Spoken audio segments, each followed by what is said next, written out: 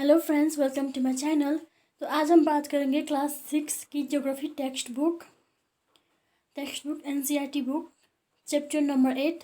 तो हमारे चैप्टर का नाम है India climate vegetation and wildlife. Video शुरू करने से पहले आप हमारे चैनल को सब्सक्राइब करें और वीडियो को लाइक कर दें। तो चलिए बात करते हैं इस चैप्टर के बारे में। तो आप आए दिन सुनते होंगे न्यूज़पेपर में, टीवी पे वेदर के बारे में, वेदर रिपोर्ट। तो हम जानेंगे वेदर होता क्या है। जो डे टू डे में जो चेंजेस आते हैं टेम्परेचर को लेकर, रेनफॉल को लेकर सनशाइन को लेकर, उसको बोलते हैं वेदर। ये हमेशा चेंज होता रहता है। और वेदर हो सकता है for example hot, cold, sunny, cloudy, windy, calm. वैसे तो फिर हम नेक्स्ट बात करेंगे सीजन्स के बारे में। सो आपने गर्मी के सीज़न में बहुत गर्मी होती है। At that time you don't like to wear thick clothes, don't like to eat hot foods. Same as well in winter you like to wear warm clothes, want to drink something hot, eat something hot। तो हमारे इस हमने तो यहाँ पे seasons को India में कुछ इस तरह रिकॉग्नाइज किया जाता है। कोल्ड वेदर सीजन जिसे हम कहते हैं विंटर, वो होता है दिसंबर से लेकर फरवरी तक। हॉट वेदर सीजन समर, वो होता है मार्च से लेकर मई तक। साउथ वेस्ट मानसून सीजन, तो ये होता है रेनी सीजन जून से लेकर सितंबर तक, जो हालांकि अभी चल रहा है। और लास्ट होता है season of retreating monsoon autumn, October से लेकर नवंबर तक। तो हम अब एक करके इन सब के बारे में बात करेंगे। पहला है कोल्ड वेदर सीजन और विंटर। ड्यूरिंग द विंटर जो सन की किरणें हैं वो डायरेक्टली रीजन पे नहीं पड़ती, इसीलिए वहाँ का टेम्परेचर क्वाइट लो हो जाता है। नॉर्थन पार्ट ऑफ इंडिया, जो नॉर्थ में जो स्टेट पड़ते हैं वहाँ का टेम्परेचर बहुत कोल्ड हो जाता है, टेम्परेचर लो होता है। तो हम अब नेक्स्ट बात करेंगे हॉट वेदर सीजन और समर। तो इन समर के सीज़न में, मार्च और मई के सीज़न में जो सन की किरणें हम डायरेक्टली रीजन पे पड़ती है, इसलिए टेम्परेचर बहुत हाई होता है। हॉट एंड ड्राई विंड चलते हैं जिसको कहते हैं लू। तो अब हम बात करेंगे साउथ वेस्ट मानसून सीजन और रेनी सीजन।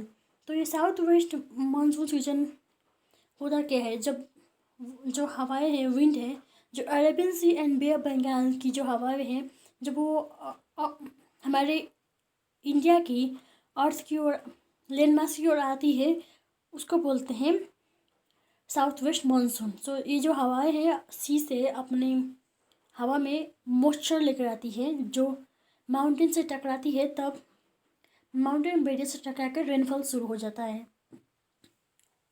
सो हम नेक्स्ट बात करेंगे reason for retreating season of retreating monsoon जिसे हम कहते हैं ऑटम भी कहते हैं,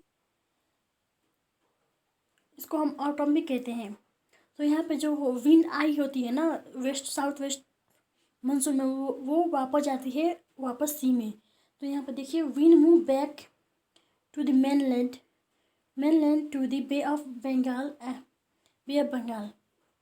तो ये पर्टिकुलरली तमिलनाडु एंड आंध्र प्रदेश इस वक्त रेनफॉल रिसीव करते हैं। हाउएवर यहाँ पर climate is average weather condition में be measured over many year. तो बहुत साल से मेजर किया गया है कि क्लाइमेट एवरेज ही होता है। सो तो हम यहाँ पे मानसून जो है ना, ये एक अरेबिक वर्ड है, मुर्सिम, इसका मतलब होता है सीजन।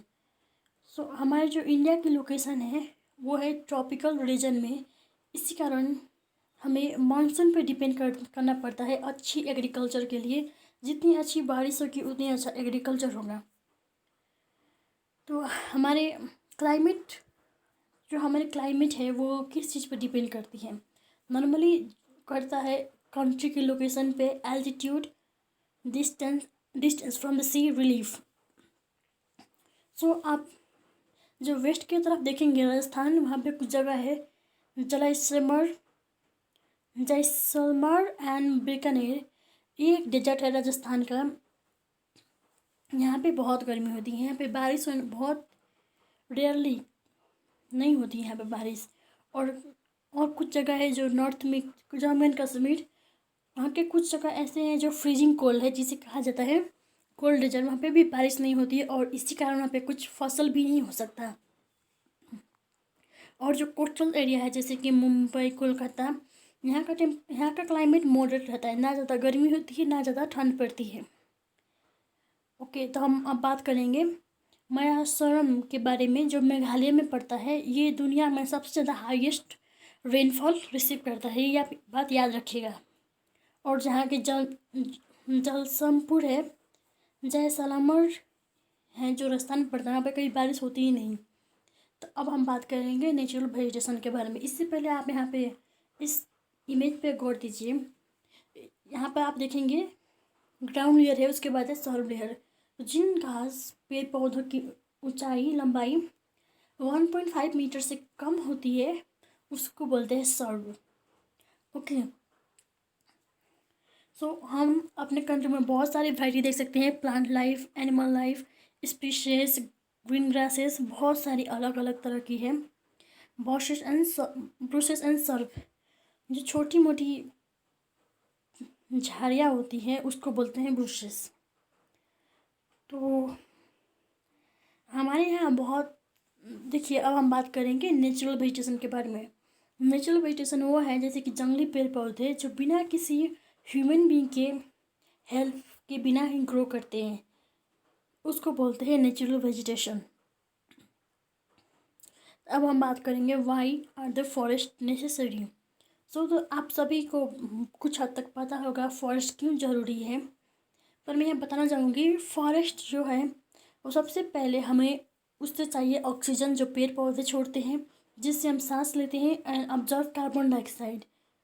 और जो पेड़ पौधे के जो रूट्स होते हैं उससे सॉइल इरोशन भी कंट्रोल किया जा सकता है। जैसे कि हम लोग पहले बात कर चुके हैं कि सॉइल इरोशन क्या होता है पिछले कुछ चैप्टर्स में। और फॉरेस्ट हमको बहुत सारी चीज़ प्रोवाइड करती है, products, raw materials like timber, furniture, fuel, wood, fodder, medical plant and medicinal plant and herbs, lac, honey, gum extra. और फॉरेस्ट ने वाइल्ड लाइफ एनिमल्स के घर भी हैं।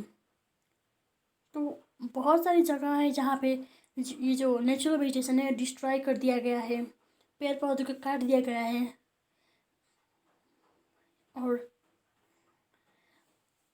और हमारे देश में बहुत सारे ऐसे अभियान चल रहे हैं, प्रोजेक्ट चल रहे हैं, जिनमें हम पर्यावरण, जंगल, एनिमल्स का बचाने के लिए चला रहे हैं।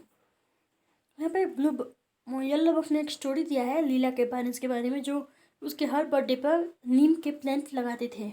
सेपलिंग को हिंदी में कहते हैं नीम। तो आप इस इमेज में देख सकते हैं कि हमें फॉरेस्ट से कितना कुछ मिलता है। तो अब हम बात करेंगे वाइल्ड लाइफ के बारे में। Forest are home to variety of wildlife animals. There are thousands of species of animals and large variety of reptiles, mammals, birds, insects, worms which live in the forest। तो हम जो India में जो forest है, देखिए हम इस chapter में इंडिया के बारे में बात कर रहे हैं, तो हम सिर्फ इंडिया पे भी फोकस करेंगे। हमारे इंडिया में बहुत सारी वैरायटी है वाइल्ड लाइफ में। तो अब हम बात करेंगे अपने कंट्री इंडिया की नेशनल एनिमल के बारे में, जो है टाइगर, जिसको हिंदी में कहते हैं बाघ। तो जो गिर फॉरेस्ट है गुजरात में, वो एशियाटिक लायंस का घर कहा जाता है। And elephant and one horn dinosaurs roam in the forest of Assam. Elephant are found in Karnataka and, तो जो ये साउथ में जो स्टेट है कर्नाटका, केरला, वहाँ पे एलिफेंट को लोग पालते हैं। And camel wild asses found in the great Indian desert, Rann and Kutch. तो आप ये कच्छ आपको याद होगा, हमने पहले बात किया था कि गुजरात में पड़ता है ये कच्छ।